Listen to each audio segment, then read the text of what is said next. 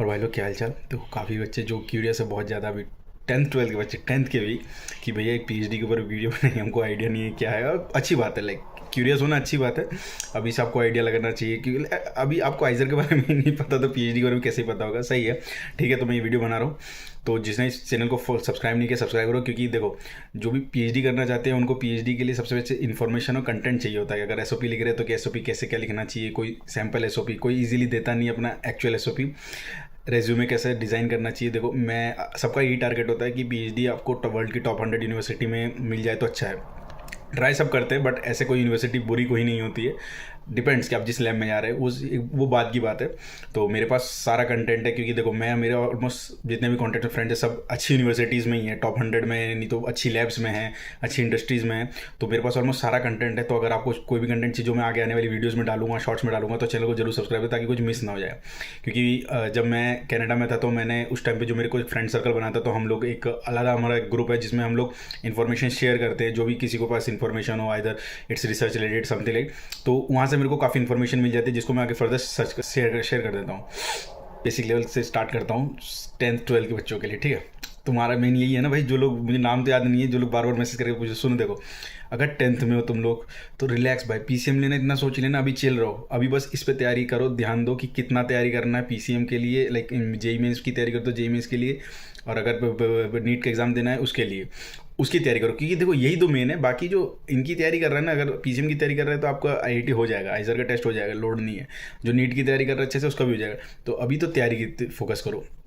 अब आते हैं 12th पे, जो आ गए हैं या फिर जो तैयारी कर रहे हैं, भाई सबसे पहले अच्छे से तैयारी करो। क्योंकि देखो सबसे पहली बात, हाथों में अपॉर्चुनिटीज़ होनी चाहिए। अपॉर्चुनिटीज़ नहीं है फिर डीजल ले रहे भाई, पीएचडी करना है तो रबिश है वो उसका कोई मतलब ही नहीं है। अच्छे से तैयारी करो। अब आते हैं पॉइंट पे। लेट सपोज कि अगर आपको मन ही है पीएचडी के लिए, या फिर जो सेलेक्टेड हो गए हैं आइजर में, उसके बाद क्या प्रोसीजर रहता है। द थिंग इज, देखो आइजर इज़ डिफरेंट फ्रॉम नॉर्मल किसी भी प्रोफेशनल कॉलेज या कोर्सेज से। जो नॉर्मल कॉलेजेस होते हैं प्रोफेशनल कोर्सेज प्रोवाइड करते हैं, बीटेक अलग अलग फील्ड में, इट इज़ डिफरेंट। इसमें बीएसएमएस एक इंटीग्रेटेड कोर्स होता है, ओके। पहले देखो बीएससी एमएससी 3 साल का होता था, 3 साल का बीएससी, 2 साल का एमएससी। बट अभी सेंटर ने क्या कर दिया, बीएससी भी 4 साल का, राइट। 3 साल का आपका काम रहता है, 1 साल का प्रोजेक्ट। यहाँ पे वो चीज़ पहले से ही थी। 5 साल का एक इंटीग्रेटेड कोर्स था जिसमें 4 साल आपका पूरा थ्योरी वगैरह ये सब रहता है, 1 साल आपका thesis work which is called application. जो आपने सीखा है उसको एप्लीकेशन कर पा रहे हैं, समझ पा रहे हैं कि नहीं, ताकि एक आपको आइडिया लग पाए कि आप आगे सेशन में प्रोसीड कर पाएंगे नहीं। इसलिए लोग पीएचडी करते हैं। सपोज पीएचडी मतलब क्यों, अगर आपको उस कोर्स में जो भी आप पढ़ रहे हो उसमें कॉन्फिडेंट है, इसलिए लोग पीएचडी करने जाते हैं कि लाइक मैं इसको करके अच्छा कर सकता हूँ तो मुझे जॉब भी और अच्छी मिल सकती है, मैं लीड कर सकता हूँ। जिसको लगता है नहीं यार मैं आई एम सफिशिएंट, मुझे जितना भी हो सकता था फोकस मैंने किया, I should go for job. So don't compare to different things, okay. अब चल आइजर में आने के बाद ऑलमोस्ट सभी आइजर में पहला 1 साल ऑलमोस्ट सभी कोर्स पढ़ते हैं। देन उसके बाद मेजर कोर्सेज आते हैं। मेजर में लाइक जिस फील्ड में आपको लाइक मास्टर्स करनी है, द थिंग इज की जिसमें भी आपका पढ़ना है, लाइक फिजिक्स हो, केमिस्ट्री हो, मैथ्स, बायोलॉजी, जो कोर कोर्सेज लाइक जो प्रोफेशनल कोर्स होते हैं इंजीनियरिंग वगैरह, उसमें ईजिली जॉब मिल जाती है, इतना प्रॉब्लम नहीं होता। थोड़ा आप स्किल्स अब डेवलप कर लो, थोड़ा बहुत अच्छे से इधर उधर अप्लाई करो, एक्टिव रहो, आपको जॉब मिले। बट जो कोर कोर्सेज होते हैं फिजिक्स केमिस्ट्री मैथ्स बायोलॉजी, अगर उनको जॉब चाहिए तो या तो उनको अलग से पढ़ना पड़ता है, लाइक इन द सेंस कुछ ऐसा टेक फील्ड का रिलेटेड समथिंग कुछ, तो ही जॉब। अदरवाइज उसके अलावा जो जॉब है आपके गवर्नमेंट जॉब्स है या तो कोई कंपनीज है। इंडिया में इतनी इंडस्ट्रीज़ नहीं है कि केमिस्ट्री फिजिक्स बायो के लोगों को इजीली जॉब मिल पाए। जो इंडस्ट्रीज़ है बहुत कम पे करेंगी, तो उन पे जो सबसे प्लस पॉइंट रहता है कि पीएचडी करना, ताकि उसके बाद उनका एक हायर डिग्री हो जाती है तो उनके चांसेस और बढ़ते हैं जॉब के लिए भी, और उनको लाइक अच्छी पोजीशंस मिलती है एज कंपेरिजन टू बिफोर। अब देखो 2 ऑप्शन है आफ्टर एजर्स पीएचडी के लिए। सबसे पहले बता दो पीएचडी के लिए कोई पैसा नहीं लगता है। जो बच्चे बार भैया कितना पैसा लगेगा, कौन पैसा देगा, नो पैसा, ठीक है, कुछ नहीं है, चिल रहो, पैसा तुमको मिलेगा। डिपेंड्स आप कहाँ कर रहे हैं। 2 रास्ते हैं, या तो इंडिया से या तो बाहर से। अगर इंडिया में अगर आप करते हो तो आपका अलग अलग फेलोशिप है, पीएमआरएफ हो गया, सीएसआर फंडिंग, ये सब फंडिंग। अगर आप किसी भी और यूनिवर्सिटी से हैं तो आपको एग्जाम्स देने पड़ते हैं सीएसआई जीआरएफ, ताकि उससे फिर आप इंटरव्यू देने आते हैं आईआईटीज़ में, आइजर्स में। फिर वहाँ पे आप सेलेक्ट होते हैं, इंटरव्यू के बाद देने आते हैं। आइजर वालों के लिए प्लस पॉइंट बता देते, तो जो आइजर में पता नहीं कुछ ज़्यादा को पता भी नहीं होगा, जो आइजर में पढ़ रहा होता है ना बच्चा, अगर वो बीएसएमएस करने के बाद पीएचडी करना चाहता है इंडिया में, तो उनको कोई एग्जाम देने की जरूरत नहीं होती। मैक्सिमम केस में, मैक्सिमम में देखो हर एक आइजर ना ऑटोनोमस है, सबके अपने रूल्स होते हैं, जो डायनेमिक होते हैं थोड़े बहुत तो अल्टर करते रहते हैं। बट मैक्सिमम में ये कि अगर जो आइजर का बच्चा है वो किसी भी आईआईटी या किसी भी आइजर में डायरेक्ट वॉक इन इंटरव्यू के लिए जा सकता है। मीन्स उसको कोई एग्जाम नहीं देना है, उसको बस इतना क्रेडेंशियल्स होता है, क्योंकि आइजर का जो करिकुलम है इतना माना जाता है कि वो एग्जाम लेवल का है। तो थिंग इस आप आपने आइजर से डिग्री ले ली, now you are eligible to go for any walk in interview in any college like IIT IISER. बाकी अगर कोई नॉर्मल कॉलेज से स्टेट गवर्नमेंट ये सब उनको एग्जाम देना पड़ता है, CSR में अच्छी स्कोर लाना पड़ता है, GRF क्वालिफाई करना पड़ता है, देन उनको फेलोशिप मिलती है। उसके बाद अगर हो जाता है तो आपको फंडिंग मिलती है गवर्नमेंट से, CSR फंडिंग जो होती है वो फंडिंग मिलेगी, तो आपको कोई खर्चा नहीं होता है, तो आपको फंड मिलेगा। अब वो वेरी करता है, मिनिमम इंडिया में PhD करना मिनिमम 5 ईयर्स लगते हैं, कुछ केसेस में थोड़ा बहुत एक्सपेंडिचर होता है तो 6 ईयर तक जाता है। अब बात है अब्रॉड में। अब्रॉड में भी देखो हर कंट्री के रूल्स अलग अलग होते हैं, USA, Europe countries, Australia, Israel अलग अलग होते हैं। सो एक वीडियो में सारा कुछ डाल दूंगा, समझ में नहीं आएगा, बट रिलैक्स रहो। आप अप्लाई करते हो सबके लिए मैं एक डिटेल्ड वीडियो बनाऊंगा कि किस कंट्री में कैसे क्या अप्लाई करना चाहिए, क्योंकि थोड़ा थोड़ा चीज़ें वेरी करती है और वही थोड़े की वजह से काफ़ी चीज़ें वेरी करती है।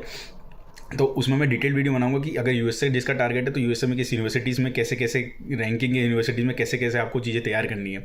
एंड द थिंग इज ऐसे ही, क्योंकि देखो ये जो लाइन है ना, इसके बाद अब जब कॉलेज में आ जाओगे यहाँ पे मार्क्स काम नहीं आते हैं। जरूरी नहीं कि आपको एकदम 10 आउट ऑफ 10 है तो आपको बहुत बढ़िया जगह चले जाएंगे, और आपका लाइक जाते हैं like if they are eligible जाते हैं, और आपका बहुत ख़राब लाइक 6-7 CBA भी अगर आप अच्छे से अपनी चीज़ें करते हैं like CV banana, statement of purpose, SOP लिखना, वो सब चीज़ें होती है जो जिनको समझ नहीं आ रहा, टेंशन मतलब मैं डालूंगा आगे वीडियोस में, ये सब करना, तो उनके थ्रू भी पूरा एक चार्ट तैयार होता है, राइट। अगर आप PhD कहीं बाहर अप्लाई कर रहे हैं, आपका कैसा करिकुलम रहा, एकेडमिक्स कैसा रहा, आपके रिसर्च पेपर कैसे रहे, आपने इंटर्नशिप कैसे करी है, आपका रिकमेंडेशंस कैसे हैं, ये 4-5 चीज़ें फैक्टर करती हैं, जिसके बाद आपको PhD के लिए लाइक कॉल आते हैं इंटरव्यूज। ओके, सो अगर आप अब्रॉड से कर रहे हैं तो हर कंट्रीज़ के अलग अलग स्कॉलर, हर यूनिवर्सिटी के अलग अलग एक फंडिंग होता है जिसके हिसाब से आपको दिया जाता है पेमेंट।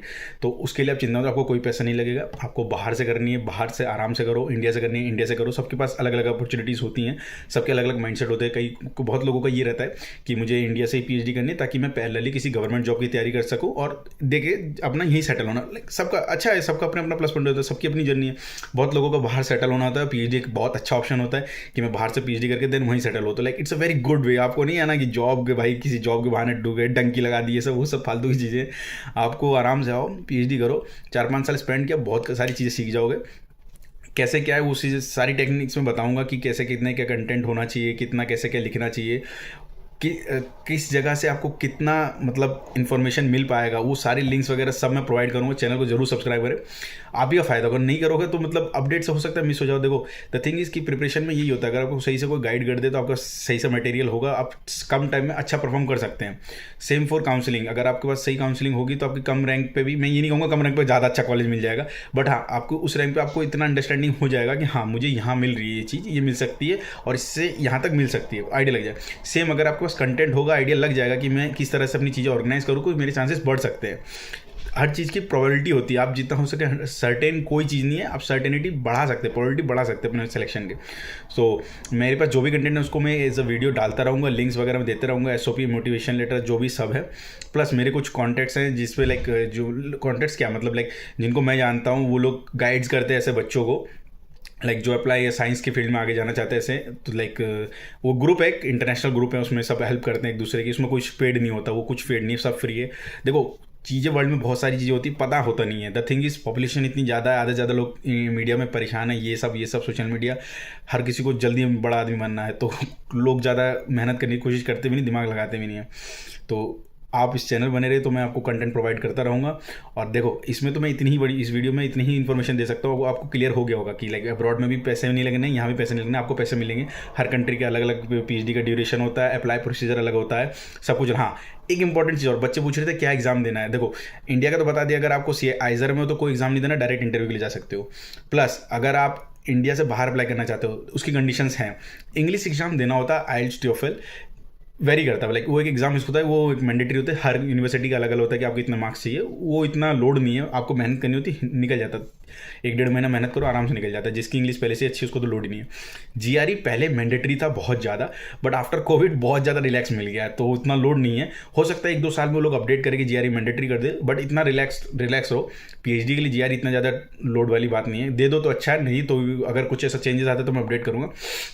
यही इंपॉर्टेंट पॉइंट है अभी के लिए, जो भी 10 12 सब के लिए इतना इंपॉर्टेंट है। बाकी क्या इन्फॉर्मेशन जो ऑलरेडी आइजर में है, जो पीएचडी के लिए अप्लाई करना चाहते हैं, तो भाई मैं ही कहूँगा कि तुम वीडियो में अपडेटेड रहना, मेरे चैनल पर अपडेट रहना। तो मैं अपडेट डेटा डालना शुरू कर दूंगा कि लाइक आपको ऐसे लिंक्स प्रोवाइड करूँगा जिससे आपको मतलब इन्फॉर्मेशन मिलती रहेगी कहाँ कैसे क्या पीएचडी अपॉर्चुनिटीज़ है।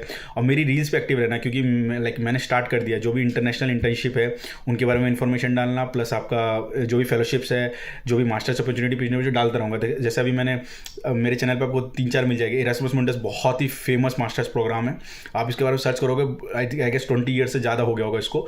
बहुत ही पॉपुलर फेलोशिप है। इसके साथ साथ मैंने सन का भी इन्फॉर्मेशन डाला है, फिनलैंड का भी डाला है।